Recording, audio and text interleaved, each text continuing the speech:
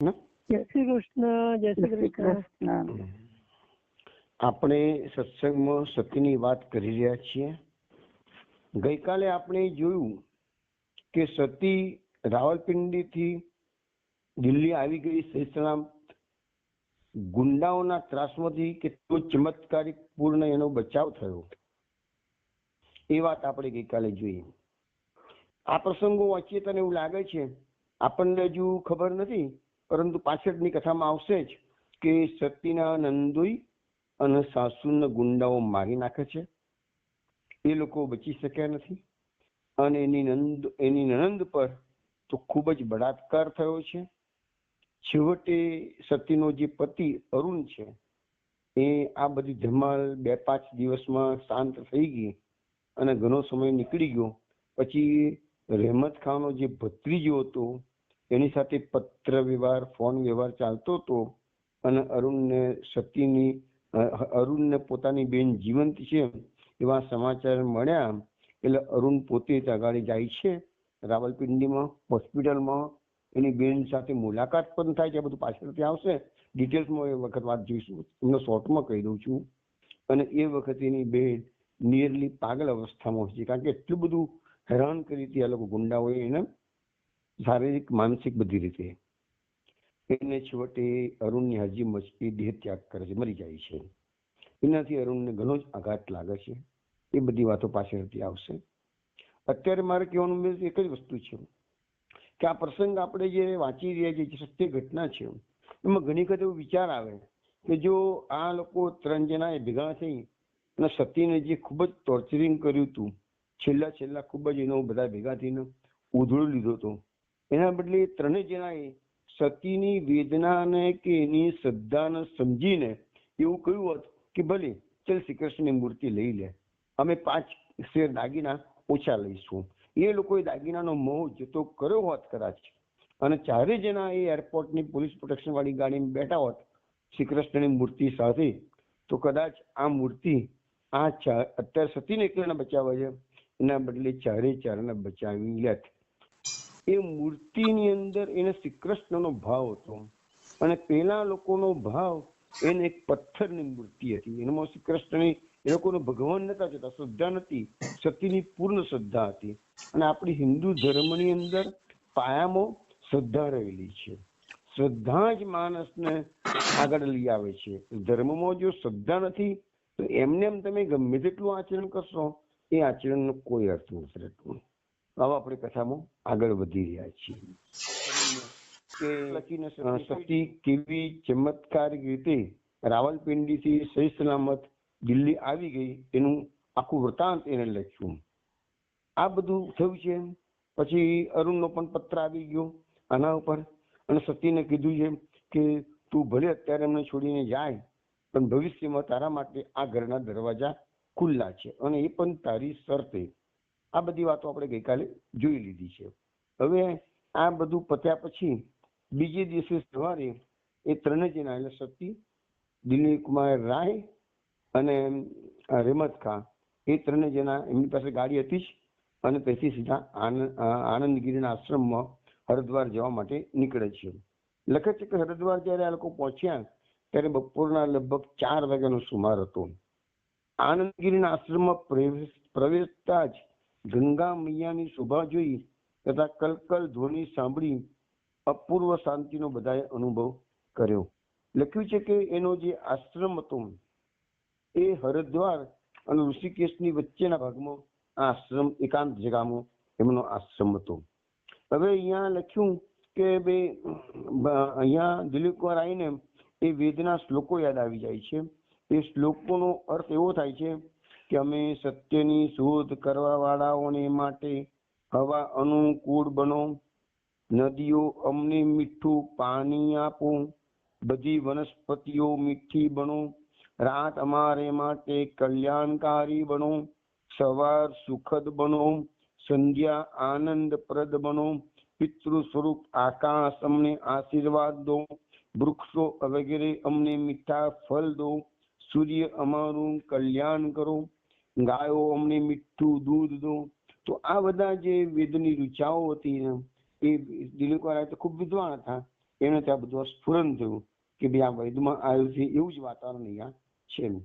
આશ્રમમાં પગ દેતા જ લખ્યું દિલીપકારાએ કે આ ઉપનિષદની આ પ્રાર્થના મને યાદ આવી ગઈ અને મન આનંદથી ભરાઈ ગયું. આનંદગીરી મહાન યોગી હતા. એમના સાનિધ્યમાં એમનો જે પહેલો જ અનુભવ થયો એ દિલીપ કુમાર લખે છે કે હું ભૂલી શકીશ નહીં. એમની લોબી ફરફરતી શ્વેત દાઢી, બાળકના જેવું નિર્મળ હાસ્ય, ઘંટડી જેવો મધુર સ્વર, ભૂલવા મથીએ તો એ ભૂલાય નહીં તેવા છે.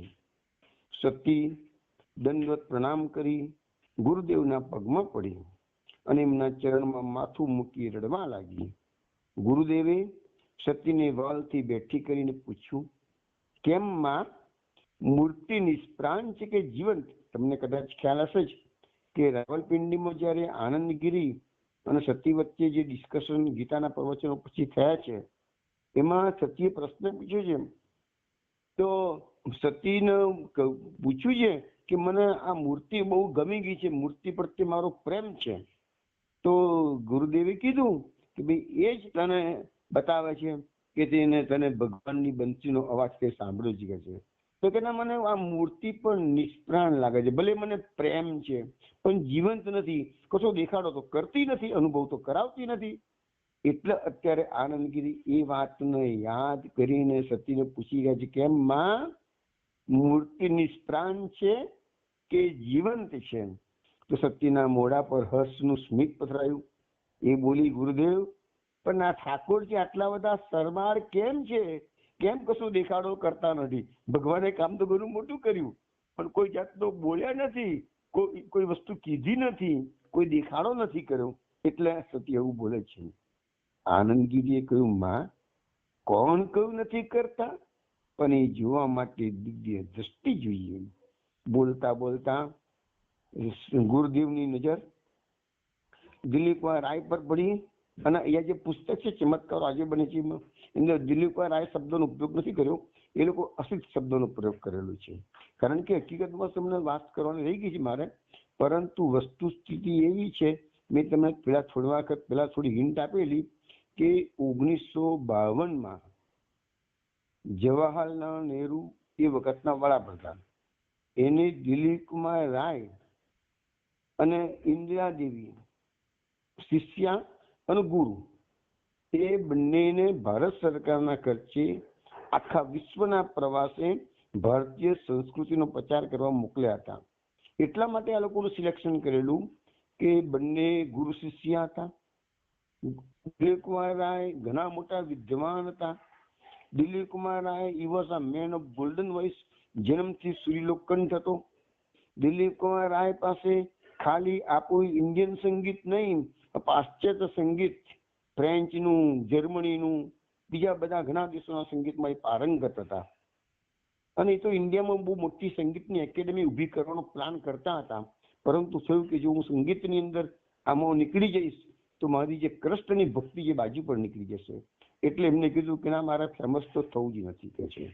દિલીપ કુમાર રાય બહુ મોટા ગાયક હતા અને ઇન્દિરા દેવી નૃત્યાંગના હતી. આખા વિશ્વમાં આ બંને ભેગા થઈ અને ભારતીય સંસ્કૃતિનો પ્રચાર કર્યો. ફરતા ફરતા અમેરિકામાં, સાન ફ્રાન્સિસ્કોમાં આ લોકો કોઈ હોટલમાં રોકાયા છે. અને ત્યાંની એક અમેરિકન છોકરી, નાનકડી ઉંમરની જ હતી, એનું નામ હતું બાર્બરા. એ બાર્બરા હોટલમાં આ લોકોને મળવા માટે આવે છે. અને આ બધી વાતો જે અત્યારે આપણે સાંભળી રહ્યા છીએ એ બધી વાતો દિલીપ કુમાર રાય એ બાર્બરાના હોટલમાં કહી રહ્યા છે. અને એ રીતે આખું પુસ્તકમાં જે ઉલ્લેખ છે એમાં દિલીપ કુમાર રાયનો શબ્દ નથી લખ્યો, પરંતુ એના બદલે અસિત શબ્દનો પ્રયોગ કરેલો છે. પણ અહીંયા તમને બધાને ઈઝી પડે એટલા માટે હું વારંવાર દિલીપ કુમાર રાય એવા શબ્દોનો પ્રયોગ કરું છું. પણ ક્યાંક મનથી બોલી જાય કદાચ અસિત, તો સમજી લેજો એ અસિત એટલે બીજું કોઈ નહીં, પરંતુ દિલીપ કુમાર રાયની જ વાત છે. અથવા દાદા, મામા, બાબુ કે એને મામા બાબુ કહેતા હતા. બીજા બધાની વાત આગળ આવશે તો એ બધા એને પછી દાદા કે મામા બાબુ કે તમે બધા સમજી શકશો કે અલ્ટિમેટલી વાત તો દિલીપ કુમાર રાયની જ છે.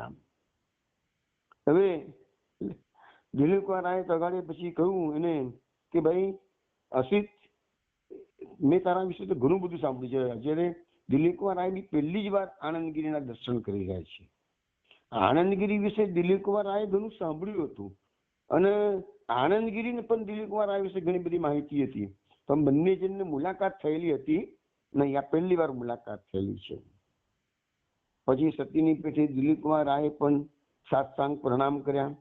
આ વાતો ચાલતી હતી ત્યાં આનંદગીરી આમ તેમ કોઈને શોધતા હતા. રહેમત થોડી દૂર ઉભો હતો. સતીએ પેલા પત્ર લખેલો સતીએ, એમાં એમને આખી વાત કરી દીધેલી જતા પહેલા આ રહેમત ખાન નામનો જે ગુંડો સરદાર હતો એને મને બચાવી દીધી છે અને એ કાયમ માટે તમારા આશ્રમમાં મારી સાથે રહેવા આવશે.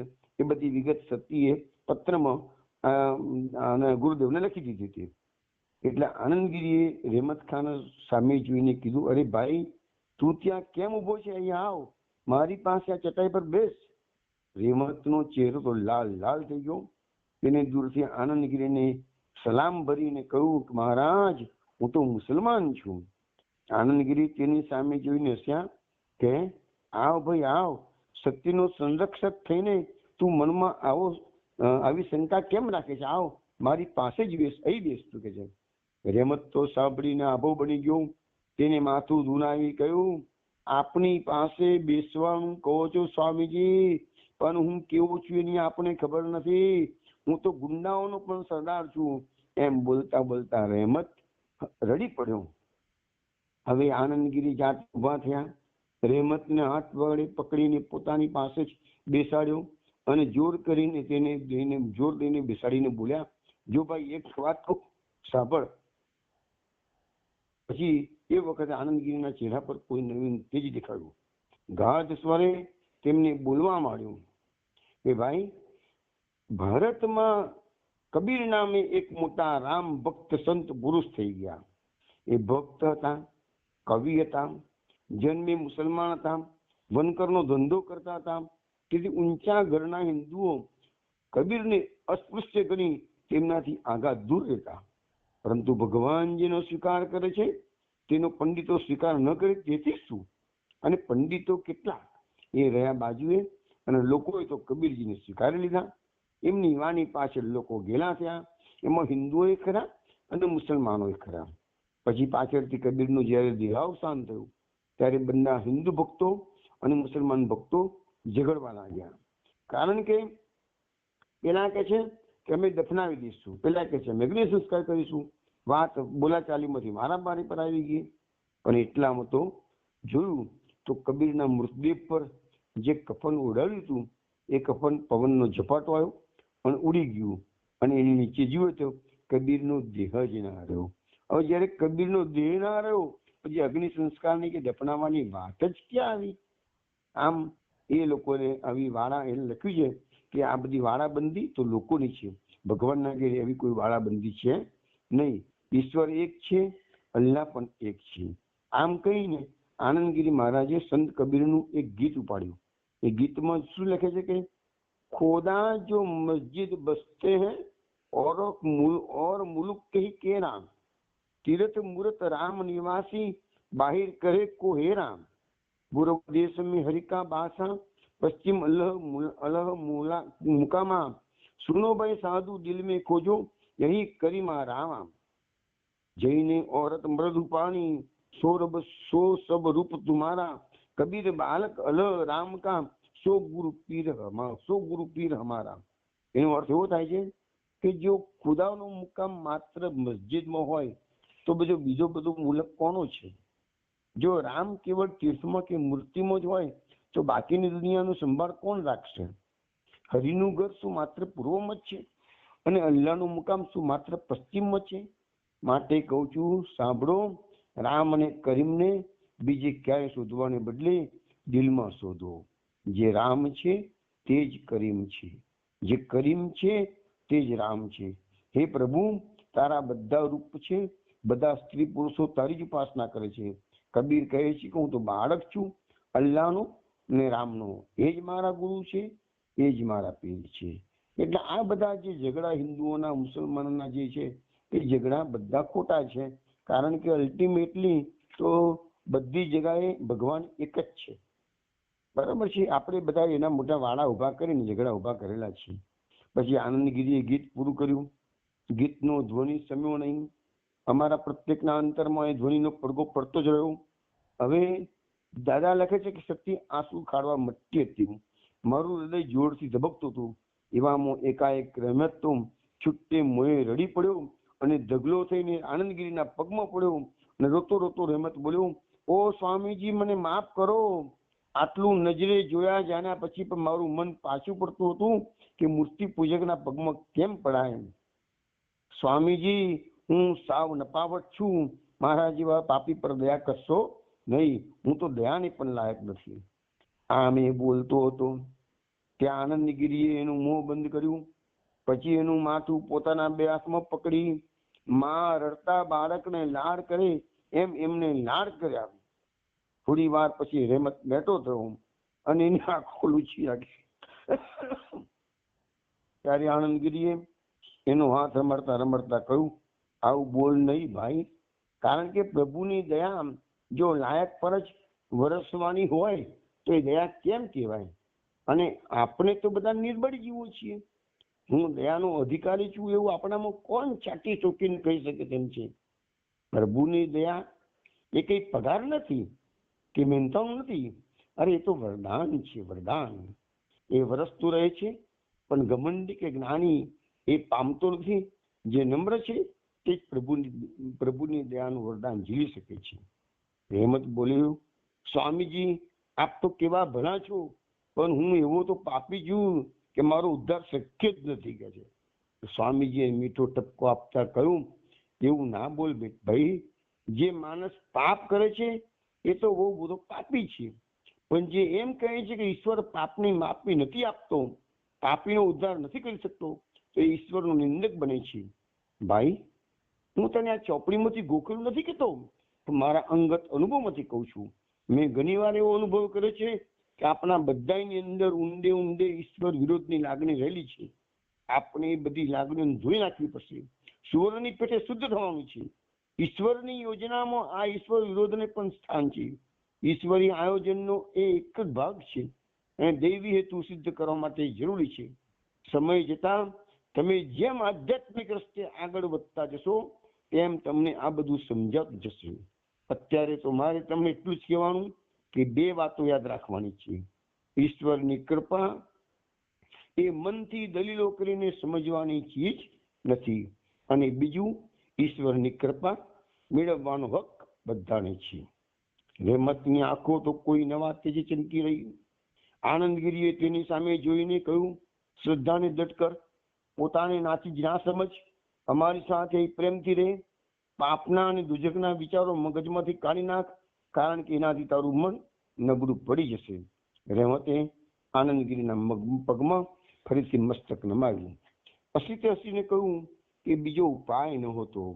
અલૌકિક શક્તિની વાત કાઢું તો એ અહીંયા બીજી વાત આવે છે કે આનંદગીરીના પગમાં રહેમતે માથું નમાવ્યું છે, અને પછી આપણે પેલું જે બારબરા વાળું વાત આપણે લેતા નથી.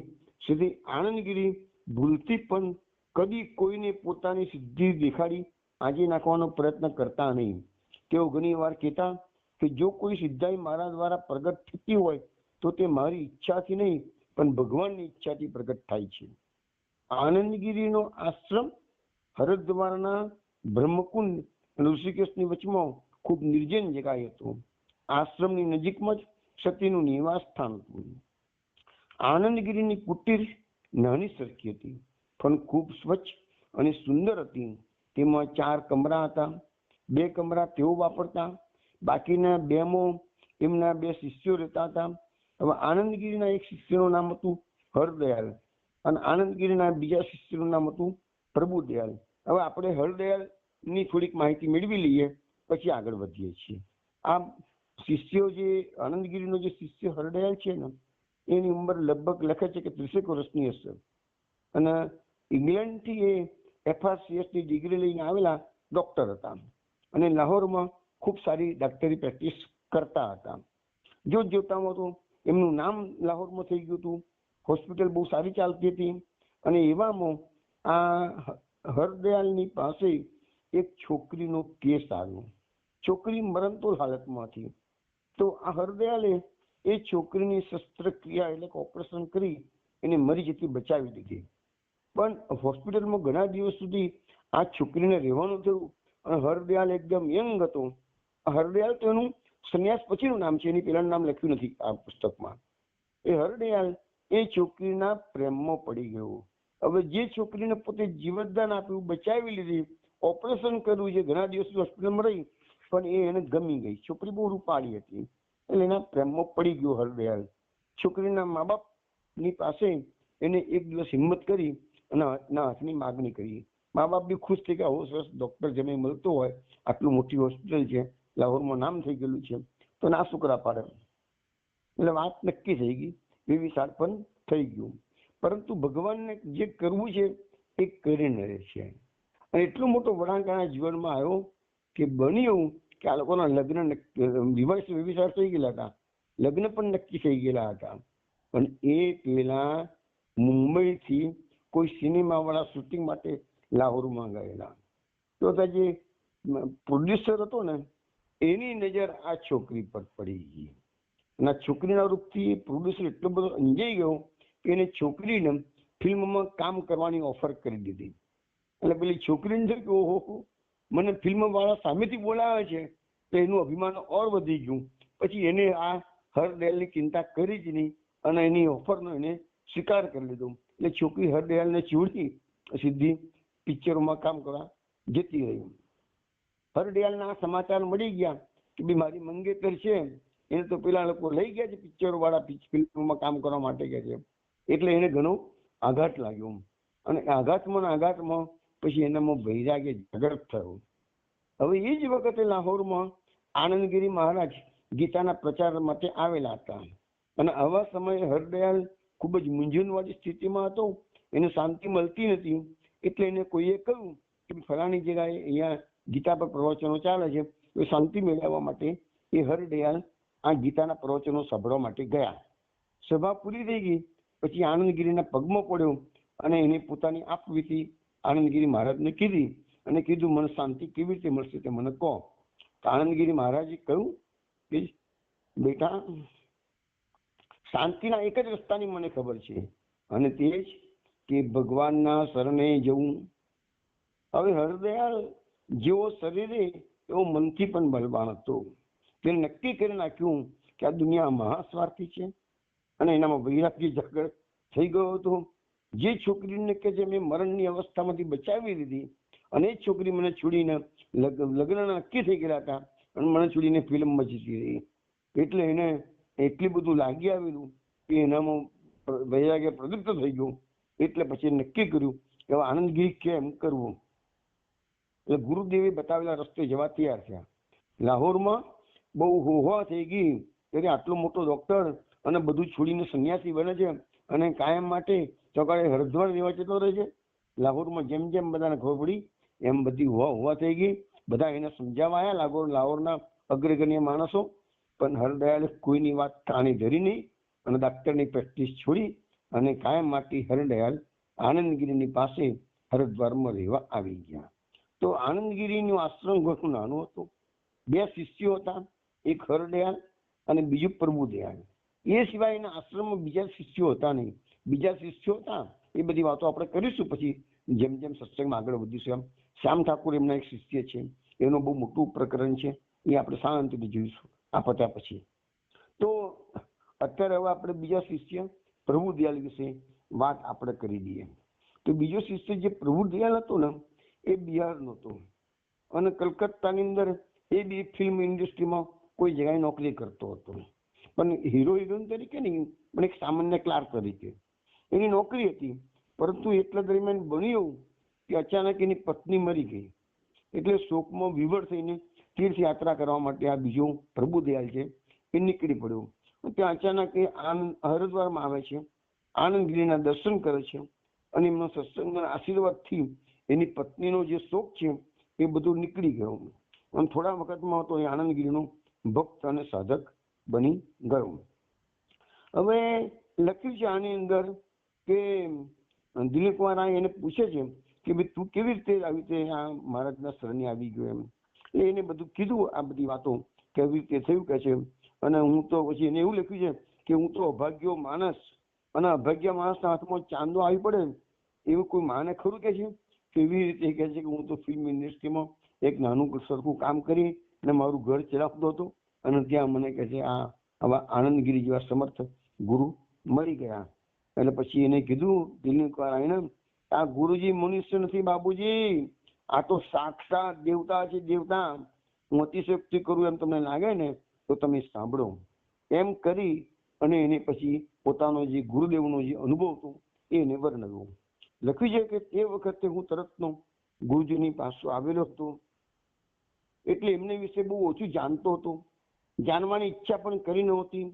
મેં ગુરુદેવને માપવાનો કદી પ્રયત્ન પણ કર્યો નથી, પરંતુ અચાનક જાણે ભગવાને આંખમાં આંગળા નાખીને મને દેખાડી દીધું કે તારા ગુરુદેવ કેટલા પવિત્ર માણસ છે, કેવા નિર્લોભી છે, અને છતાં કેવા પરમ દયાળુ છે એ મેં જાણ્યું. કેવી રીતે જાણ્યું એનો વૃત્તાંત વચ્ચે છે. પ્રભુ દયાળ કહે છે કે ગુરુજીના આશ્રમમાં ગુરુજીનો જે કમરા રૂમ અને મારો રૂમ બાજુમાં રાખે છે. અમારા બંને રૂમની વચમાં એક માત્ર પાતળી લાકડાની દિવાલ હતી કે છે. એટલે એક કમરામાં થતી વાતચીત બીજા કમરામાં બીજા રૂમમાં આરામથી સાંભળી શકાયું હતું. હવે કે એવું બન્યું કે અમારી ફિલ્મ ઇન્ડસ્ટ્રીમાં મારા સ્ટુડિયોમાં એક હિરોઈન આવતી હતી કે છે. એ હું એને ખૂબ માનતી જોતો હતો, કારણ કે પેલી હિરોઈન હતી હું તો સામાન્ય ક્લાર્ક હતો કે છે. તો આ લખે છે કે હું એ હિરોઈનનો હુકમ ઉઠાવવા સદા તત્પર રહેતો હતો, પણ હરિદ્વાર આવ્યા પછી મેં એક પોસ્ટકાર્ડ લખી અને તે હિરોઈનને આભાર માન્યો કે એને પણ મને ખૂબ સારો સહકાર આપેલો, અને પછી કહી દીધું હું એક મહાયોગીના આશીર્વાદથી મને અહીંયા પરમ શાંતિ પ્રાપ્ત થઈ ગઈ છે અને હું કાયમ માટે હરિદ્વારમાં રહેવાનું છું, એવું મેં પેલી હિરોઈનને લખી દીધું. એ વખતે એ હિરોઈન એ વખતે એક બેરિસ્ટરના, એક પ્રખ્યાત બેરિસ્ટરના પ્રેમમાં પડેલી, પણ બેરિસ્ટર હતો પરણેલો. અને એટલે આ હિરોઈન જે હતી ને એ મનમાં દારૂણ કષ્ટ અનુભવી રહેતી. એટલે મારો કાગળ જેવો એની પાસે ગયો, તરત જ એને સામો કાગળ લખ્યો કે મારે પણ તમારા ગુરુજીના આશીર્વાદ જોઈએ છે. તો મારી પાસેથી બધી વાત સાંભળી ગુરુજીએ એને રજા આપી, એટલે હિરોઈન હરિદ્વાર આવી. અને હાલ સતીદેવીએ જે મકાન વેચાતું લીધું છે એ જ મકાન એને ભાડે રાખ્યું. એટલે સતીએ શું કરેલું કે આ ગુરુદેવનો જે આશ્રમ હતો એની બાજુમાં એક મકાન જ વેચાતું લઈ લીધેલું. એ જ મકાન સતીદેવીએ જે મકાન વેચાતું લીધું છે એ જ હિરોઈને ભાડે રાખેલું. થોડા દિવસમાં હિરોઈન અહીંયા શાંતિ પ્રાપ્ત કરવા માટે આવી, કારણ કે બેરિસ્ટર સાથે જે પ્રેમ થયો હતો એમાં બેરિસ્ટર મેરીડ હતો, અને બેરિસ્ટરને બંને બાજુ પગ રાખવો હતો, ઘર બી ચલાવવું હતું અને એનો પ્રેમ પણ નિભાવવો હતો. અને આ જયારે હિરોઈન એને પ્રેશર કરતી હતી તું તારી વાઈફથી છૂટાછેડા લઈ લે અને આપણે લગ્ન કરીએ. આ ઝઘડામાં એ હિરોઈનને અશાંતિ બહુ થયેલી, એટલે હરિદ્વારમાં આવી ગઈ છે. થોડા દિવસમાં એનામાં જે પરિવર્તન થયું તે પ્રભુ દયાલ કહે છે મેં નજરો જોઈ શક્યા. અને એક દિવસ એને મને કહ્યું પણ ખરું, પ્રભુ દયાલ હરિદ્વાર આવ્યા પછી મારા ચિત્તને ખૂબ શાંતિ થઈ ગઈ છે, પરંતુ આ પછી થોડા દિવસમાં બધું અસ્તવ્યસ્ત થઈ ગયું. શું થયું? તો લખ્યું કે ઘણી વાર ગુરુજીની પાસે આવતી, એમને કઈ પ્રશ્નો પૂછતી. એક દિવસ અચાનક હું મારા રૂમમાં હતો અને ગુરુજીના કમરામાંથી મેં એ હિરોઈનનો રડવાનો અવાજ સાંભળ્યો. સાથે સાથે જ મેં ગુરુજીને બોલતા સાંભળ્યા. તેઓ દૃઢતાથી બોલતા હતા, બેન રડવાથી કઈ નહીં વળે, તારે અહીંથી ચાલી જ જવું પડશે, ફરી કદી તને હું એ પગ મૂકવા દેવાનો નથી. ત્યાં તો પેલી હિરોઈને જોરથી રડવા મળ્યું. ગુરુજીએ કહ્યું રડવું બેકાર છે, હું તારાથી છેતરાવાનો નથી. તું એમ સમજે છે કે 2 અઠવાડિયામાં રહેવાનું કહી અને 2 મહિના સુધી જવાનું નામ દેતી નથી? તેનું કારણ હું જાણતો નથી. હું બધું જાણતો હતો. તું જે જાણે છે એટલું જ નહીં, પણ તું જે નથી જાણતી તે પણ હું જાણું છું. પેલો બેરિસ્ટર તારે વશ કરવો હતો, બરાબર ને? કે છે એ તારો વશ થયો નહીં એટલે તું હરિદ્વાર આવી. હા, એટલે એ હિરોઈન ને જોડે જે વાર્તાલાપ થાય છે એ પ્રભુ દયાલ સાંભળી રહ્યા છે. એટલે સંતજી એને કહી રહ્યા છે કે તું અહીંથી 2 વીક માટે આવી, 2 મહિના રહીશું, હવે તું અહીંથી જીતતી જાય. વાતચીતનો મુખ્ય મુદ્દો એટલો જ છે, વાતચીત લોબી લખેલી છે, હું ટૂંકામાં કરી દઉં છું તમને કે વાતચીતનો મુખ્ય મુદ્દો એવો છે કે હરિદ્વારમાં અહીંયા રહી એ દરમિયાન એને આજુબાજુથી જાણવા મળ્યું આ ગુરુદેવ પાસે ઘણી યોગ શક્તિઓ છે. એટલે એના મનમાં એમ આ ગુરુદેવને પણ હું મારી લપેટમાં લઈ લઉં તો મને એવું કોઈક મંત્ર બતાવી દે અથવા એવું ચમત્કાર કરી દે કે પેલો બેરિસ્ટર એની વાઈફ સાથે છૂટાછેડા લઈ અને મારી સાથે કાયમ માટે આવી જાય. આ એની ચાલબાજી હતી.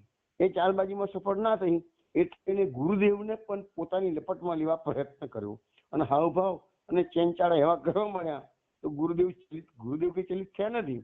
ગુરુદેવ સમજી ગયા કે આની બુદ્ધિ સાવ ભ્રષ્ટ થઈ ગઈ છે.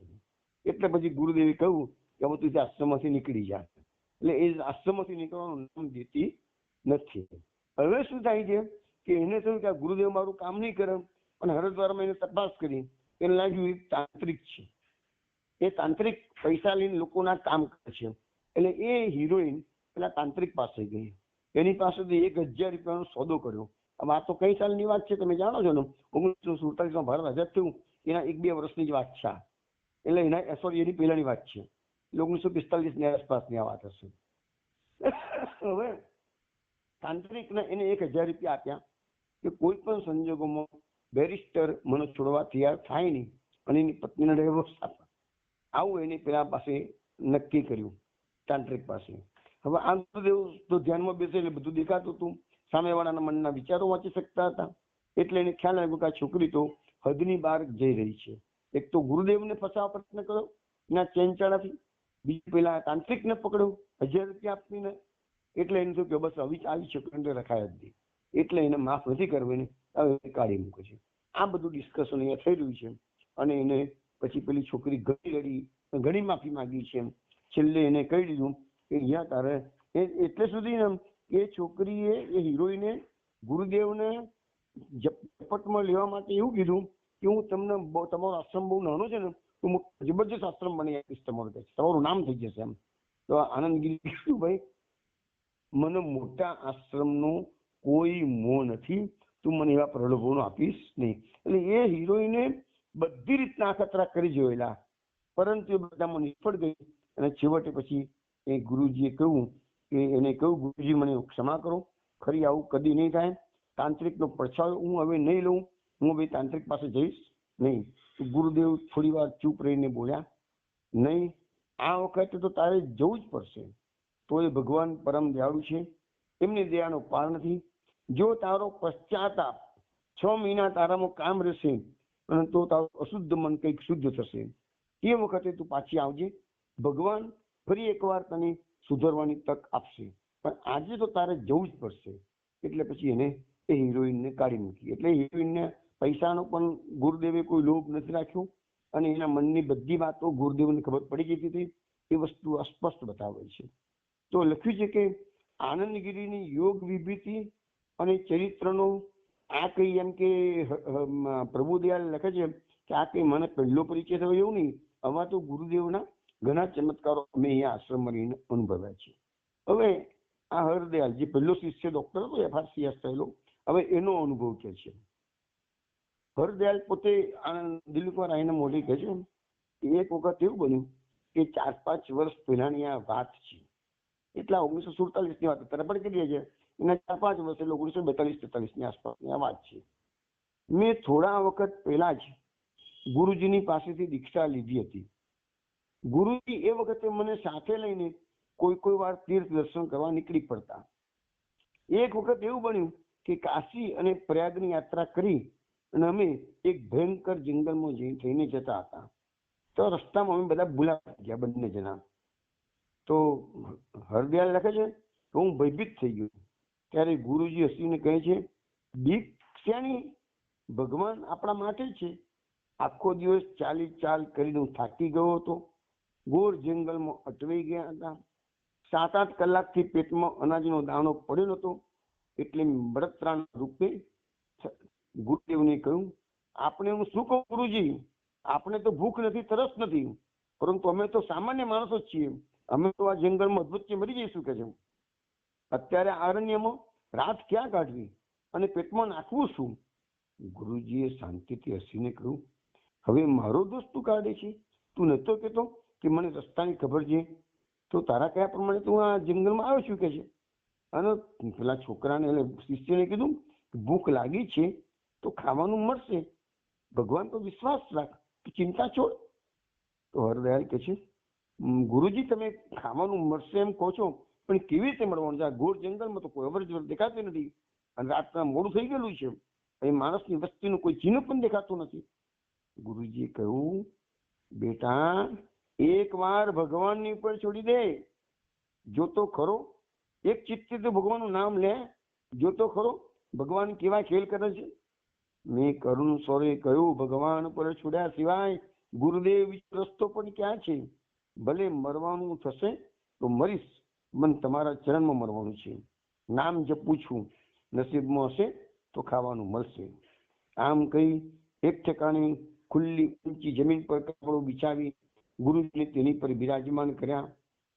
હરદયાલે પછી વ્યાકુળ ભાવે ભગવાનના નામનો જપ કરવા માટે હરદયાલ બેસી ગયા.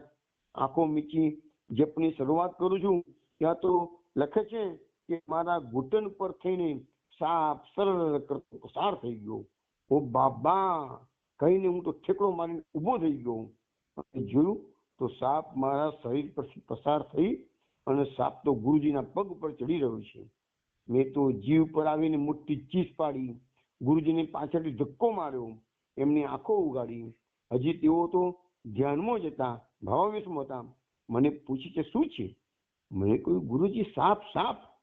ચાંદની રાતમાં સાપની ફેન પરનું ચક્ર પણ ચોખ્ખું દેખાતું હતું, પણ કરું શું?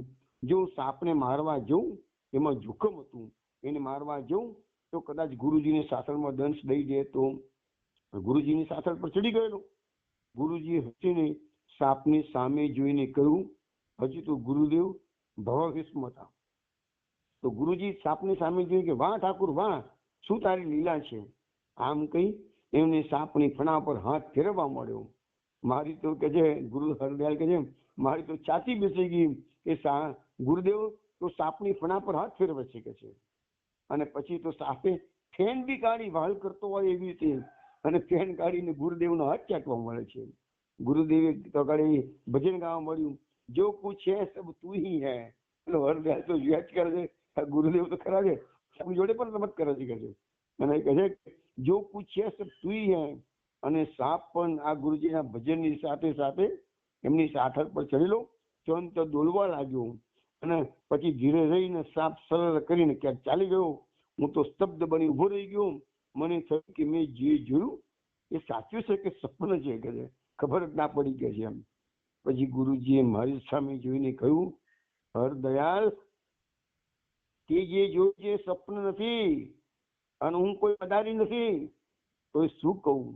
તું રહ્યો બાબા વિલાયતનો ડિગ્રીધારી ડોક્ટર, અને મારી દેશી યોગની વાત સાંભળીને તને કદાચ હસવું આવશે, પરંતુ એટલું આશ્વાસન રાખ, અત્યાર સુધીમાં તે એવું ઘણું નજરે જોયું છે જે હજી તારા સાયન્સની સમજ શક્તિની બહારની વાત છે.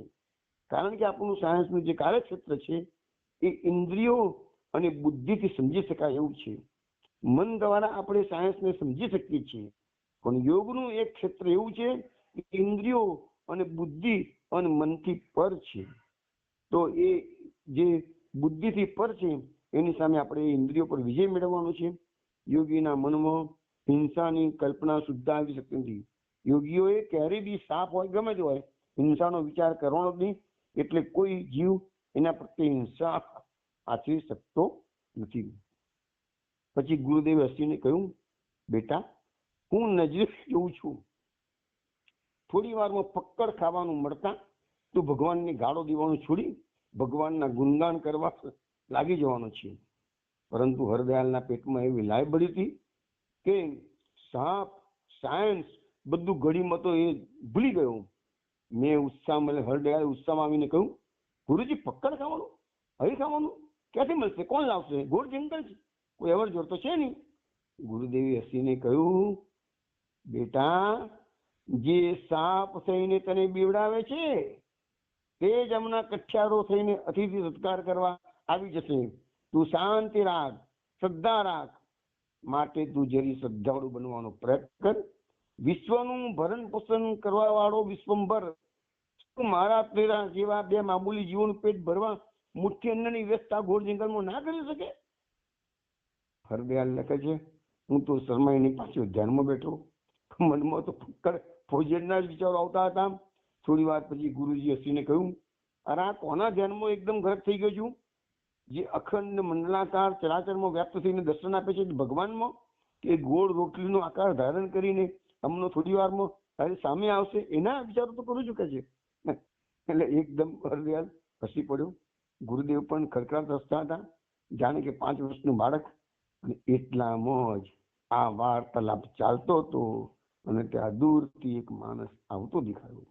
અમને જોતા જ તે માણસ નજીક આવી ઉભો રહી ગયો. એક હથિયારો હતું, માથા પર લાકડાની ભારી હતી. ભારી ઉતારી ગુરુદેવને દંડવત પ્રણામ કરી બોલ્યો, મહારાજ દયા કરી મારી ગરીબની ઝૂંપડીમાં પગલાં કરી મને પાવન કરો. ગુરુજી મારી સામે જોઈને હસ્યા અને ઊભા થયા. હું પણ તુંબડી કમળો લઈને ઊભો થયો. એની પાછળ ચાલવા લાગ્યા. થોડીક જ ગયા એટલામાં ઝૂંપડી આવી. ઝૂંપડી ખૂબ સાફ સ્વચ્છ હતી. આગળમાં અમારા માટે એક ચટાઈ પાથરી. કઠિયારાએ કહ્યું, બિરાજો મહારાજ. થોડી વાર પછી તેની સ્ત્રી રસોડામાંથી એટલે ઝૂંપડીમાંથી પાંદડામાં ગરમ ગરમ રોટલી, માટીના પાત્રમાં દાળ, શાક અને દૂધ લઈને આવ્યા. જોઈ તો ભાનામાં થોડો ગોળ પણ હતો. આવા ભક્કર ભોજનની તો મેં આ ઘોર જંગલમાં કલ્પના કરી નહોતી. હજી તો શું વાત કરું બાબુજી, મને થયું હું તો સાક્ષાત દેવાધિદેવ ઇન્દ્ર છું અને અમૃતનું પાન કરી રહ્યો છું. એટલા ટેસ્ટથી કે છે હું ભોજન કરવા બેઠો. જમવાનું પૂરું થયા પછી કચ્છારાએ અમારી ચટાઈઓની ઉપર એક કામળો પાથરી આપીને કહ્યું, હવે આરામ કરો મહારાજ. માથેની આકાશમાં ચાંદો હસી રહ્યો છે. ફરફર વાતા વસંતના પવનમાં વાંદળા વનના પાંદડા કાઢી રહ્યા છે. હું પડ્યો એવો જ ઊંઘી ગયો. અડધી રાતે અચાનક મારી આંખ ઉઘડી. જોઈ તો ગુરુજી બેઠેલા હતા, સમાધિસ્થ હતા.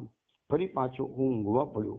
વહેલી સવારે ઉઠીને જોઉં છું તો ગુરુદેવ હજી પણ એ રીતે બેઠેલા છે, પણ આ વખત ધ્યાનમાં નથી. ઉઘાડી આંખે ગુરુદેવ જપ કરી રહ્યા છે, હોઠ પકડી રહ્યા છે. હું ઉઠીને બેઠો થયો. એમને કહું, કેમ હરદયાલ, ફરી ભૂખ લાગી છે કે શું? મેં તેમને પ્રણામ કરી હસીને કહ્યું, હજી કેટલો ફરમાવો છો ગુરુદેવ મને? તો અહીંયા વસ્તુ એવી બતાવે છે કે ઘોર જંગલમાં પણ ભગવાન હરદયાલ અને ગુરુદેવને જમવાની વ્યવસ્થા કરે છે. તો આવા પ્રસંગો બીજા મહાત્માઓના જીવનમાં કે મેં વાંચેલા કે સાંભળેલા છે. એમાં એક પ્રસંગ અત્યારે તમને કહું છું. તમે લોકોએ સંત ઉડિયા બાબાનું નામ સાંભળ્યું છે. વંદરાણ પ્રેમનો આશ્રમ છે ઉડિયા બાબાનો. એ ઉડિયા બાબાનો પણ આવો એક પ્રસંગ મેં વાંચેલો વર્ષો પહેલા. એ ઉડિયા બાબા આવી રીતે ઘોર જંગલમાંથી પસાર થતા હતા અને એક ગામ બીજે ગામ જતા હતા. રસ્તો ભૂલો પડી ગયા અને હવે સાંજનો સમય હતો. ધીરે ધીરે અંધારું થઈ ગયું. ઘોર જંગલમાં ઊંડે જવા લાગ્યા. હવે રાતના સમયે કોઈ પૂછવું કેવી રીતે, ભાઈ મારે ફલાણા ગામ જવું છે તો કેવી રીતે જવાશે? એમ કરતા કરતા તો 11 વાગ્યા સુધી ચાલુ કર્યું. પછી લાગ્યું ભાઈ નજીકમાં કોઈ ગામ દેખાતું લાગતું નથી કે છે. ચલો તાનો હવે અત્યારે 11 વાગી ગયા છે, હવે કઈ એવા ઘોર જંગલમાં ચાલ નથી કરવું. એક ઝાડ જેવું સારું દેખાયું એવી ચોખ્ખી જગ્યા, ત્યાં એમને વિશ્રામ કર્યો. શાંતિથી બેઠા કે આજની રાત કાઢી લઉં, કાલ સવારે હું ચાલતી પકડીશ કે છે. પણ ભૂખ તો કકડીને ઉડિયા બાબાને લાગેલી હતી. પણ એટલામાં જોયું તો 10-12 વર્ષની ઉંમરના 2 નાના છોકરા ક્યાંકથી રમતા રમતા આવી ગયા ઉડિયા બાબાની પાસે. ઉડિયા બાબાને આવીને કહે છે, મહારાજ કુછ ખાઓગે પીઓગે? એટલે પેલા બાબા વિચાર કરે, સાલા ઘોર જંગલમાં રાતના 11 વાગી ગયા છે. તો બાબાએ કીધું, बेटा आप लोग कहाँ से आए हो? बाप जी हम तो नजदीक में रहते हैं तो खेलते खेलते आए.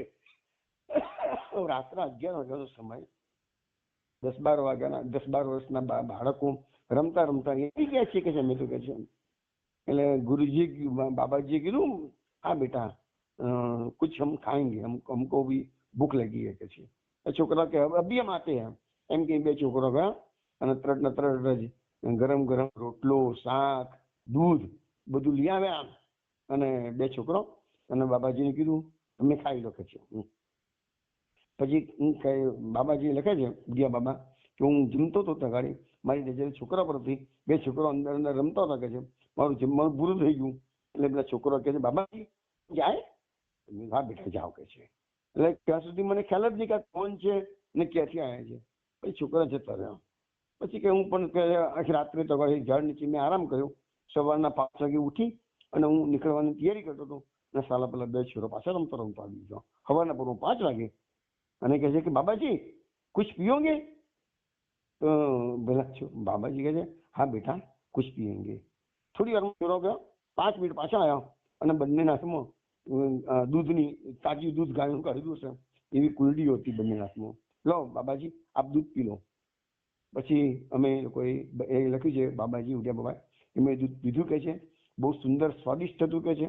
અને એમ કે બાજુના ગમતી છોકરા આવ્યા હશો પણ હકીકતમાં જે દિશામાં બતાવ્યું છોકરાઓએ આ દિશામાં તમે જતા રહો. એ દિશામાં હું ઘણું જ ચાલ્યો. પછી એક ગામ આવ્યું. એ લોકોના ગામમાં જઈને મેં પૂછ્યું કે ભાઈ આ બાજુથી હું આવું છું ને આ બાજુથી કયું ગામ છે કે છે. તો પેલા લોકો કીધું એ બાજુ કોઈ ગામ છે જ નહીં કે છે. એટલે પેલા કહે છે ઉડિયા બાબા તો પેલા છોકરો આવ્યો કોણ હતો? રાત્રે 11 વાગે બી આવ્યો અને સવારે 5 વાગે પણ આવી ગયા. 2 છોકરો કે છે 10-12 વર્ષની 2 રમતા આવી ગયેલો કે છે. તો આવી રીતે ભગવાન પોતાના ભક્તોનું કેટલું ધ્યાન રાખે છે. આ ઉડિયા બાબાનો પ્રસંગ છે એ પણ જાણીતો છે. અહીંયા આપણને આનંદગીરીનો પ્રસંગ પણ જોયો છે. એવો જ એક પ્રસંગ મેં પ્રબુદ્ધ બ્રહ્મચારીનો વાંચેલો. પ્રબુદ્ધ બ્રહ્મચારી તો હજુ આજકાલની જ વાત છે. મેં પોતે એમના દર્શન વંદરાવનમાં કરેલા છે. પ્રબુદ્ધ બ્રહ્મચારીનો એક આશ્રમ વંદરાવનમાં બંસી પાસે છે અને એક આશ્રમ એમનો પ્રયાગની અંદર ઝુસી કે છે ત્યાં આગળ એમનો આશ્રમ છે. હું બંને આશ્રમમાં જઈ આવેલો છું. તો એ પ્રબુદ્ધ બ્રહ્મચારીના મેં 1988માં દર્શન પણ કરેલા અને એ પણ ઘણું લાંબુ આયુષ્ય ભોગવીને ગયા. ત્યારે નથી એ પ્રબુદ્ધ બ્રહ્મચારી. એમના ચરિત્રમાં એક પ્રસંગ વાંચેલો કે પ્રબુદ્ધ બ્રહ્મચારી કહે છે કે એક વખત કહે છે કે હું બદ્રીનારાયણ ગયેલો. સાંજનો સમય હતો. બદ્રીનારાયણ દર્શન બધું બંધ થયું. પછી કહે છે હું ધીરે ધીરે પાછળના ભાગમાં ગયો. ત્યાં ખાસ કોઈ વસ્તી હતી નહીં કે છે. હું પાછળ ગયો અને એક જગ્યાએ શાંતિથી એકાંતમાં બેઠો. એટલામાં કહે છે આવી રીતે એક છોકરો અને એક છોકરી 8-10 વર્ષની ઉંમરના એક છોકરો હતો અને એક નાની છોકરી હતી.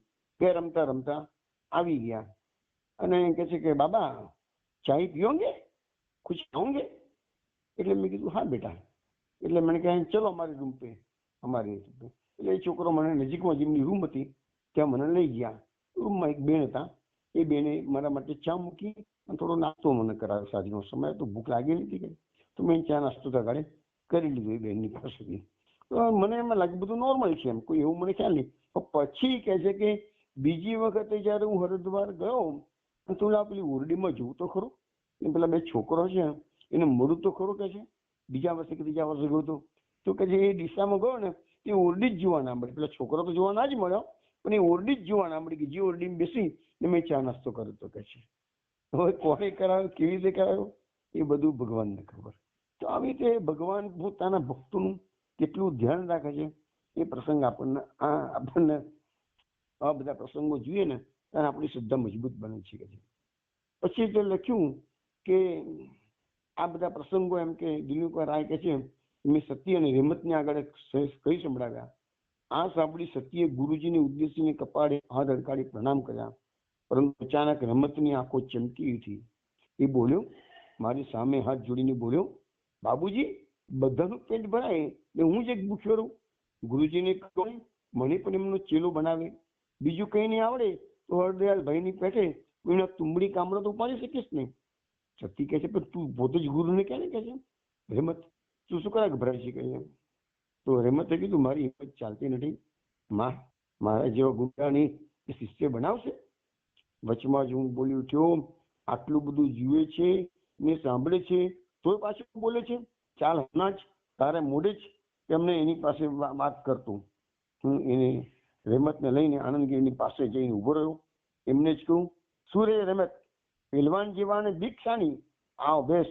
આમ કઈ રહેમત કઈ બોલે કે પેલા જ એમને રહેમતના કાન આગળ પોતાનું મોં લઈ જઈને એને મંત્ર આપ્યો અને રહેમત નવાઈ પામી ગયો. એ ગુરુજી આજે અલ્લાહનો મંત્ર આપ્યો હતો. આનંદગીરીએ હસીને કહ્યું ગમે તે નામે ભગવાનને બોલાવો ભાઈ, જવાબ દેનારો ભગવાન એક જ છે. તારા જે સંસ્કાર છે તે જોતા તારા માટે અલ્લાહનો મંત્ર સારો છે. માત્ર એટલું ન ભૂલતો કે ભાઈ કે રામ કે રહીમ જુદા નથી, બધા એક જ છે. તે દિવસથી રહેમતમાં એક અજબ પરિવર્તન મારા સૌના જીવનમાં આવ્યું. એના કંઠમાં કોઈ નવો સૂર બજી ઉઠતો હતો.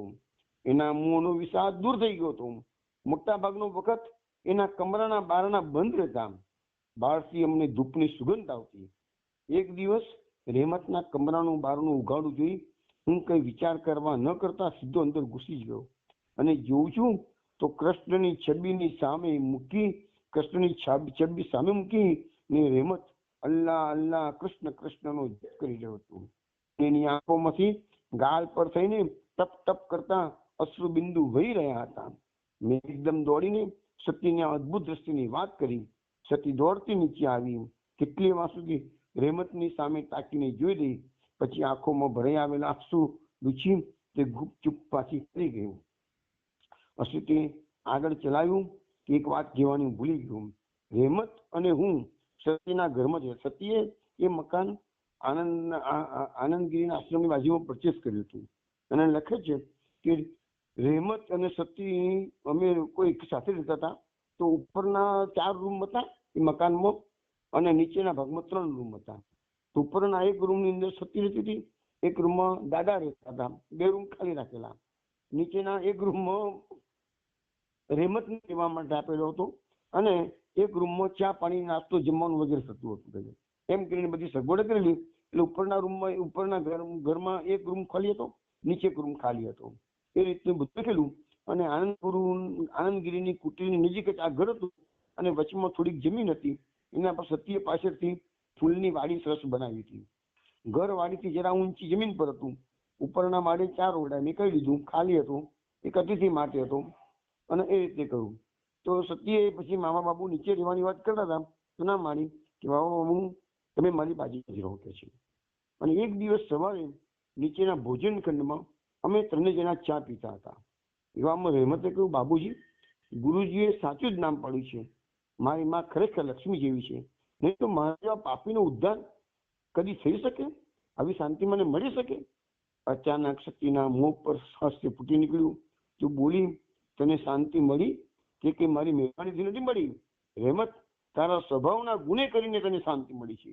બાકી તો આનંદ ઉલ્લાસ શાંતિ બધું ખલાસ થઈ ગયું હતું.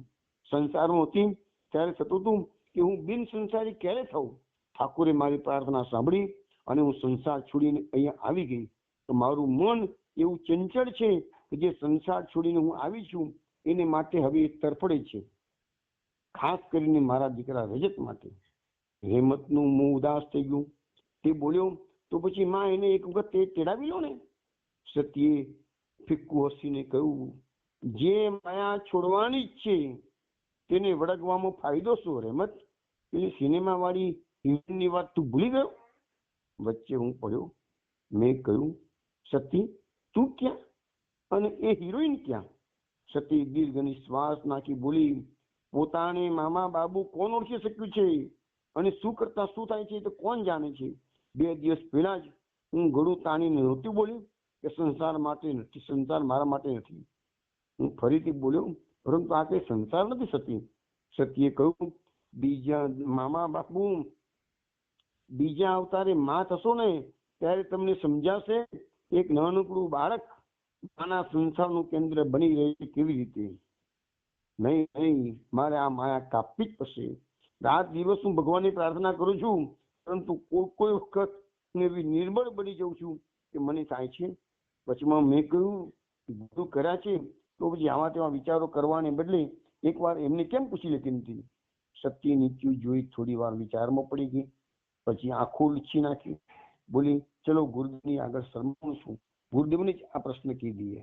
ચા પીધા પછી અમે બધા આનંદગીરીની કુટીરમાં જઈને રોજના નિયમ પ્રમાણે તેમની સાથે ધ્યાનમાં બેઠા. તેમના 2 શિષ્યો અને અમે 3 જણા. કેટલા દિવસથી મને મનમાં ધીરે ધીરે શાંતિનો અનુભવ થવા માંડેલો, પરંતુ આજે મને જરાય શાંતિ મળી નહીં. આખો વખત બસ મને ધ્યાનમાં સતીના સાધની જ વાત હતી. સતીના દુષ્કાનો અવાજ સાંભળી ચમકીને મેં આંખો ખોલી જોયું તો સતી આનંદગીરીના પગમાં માથું મૂકી દુષ્કા ભરી રડતી હતી. આનંદગીરી કઈ પણ બોલ્યા વગર સતીના માથા પર હાથ ફેરવતા હતા. થોડી વાર પછી આનંદગીરી બોલ્યા, હવે ઊંચું જો માં, મનમાં હોય તો બોલી નાખ, શું કેવું છે તારે? સત્ય ઊંચું જોયું, આંખો લૂછી કહ્યું, ગુરુદેવ. આનંદગીરી હસીને બોલ્યા, માં, મને ભગવાને એક શક્તિ આપી છે. માં, જેના પ્રતાપે કોના મનમાં શું ચાલી રહ્યું છે તે હું જોઈ શકું છું. તેથી તું મોં ખોલી નહીં કહે તો પણ તું શું કહેવા આવી છું અને તું સાચી કહી શકતી નથી એ પણ હું જાણું છું.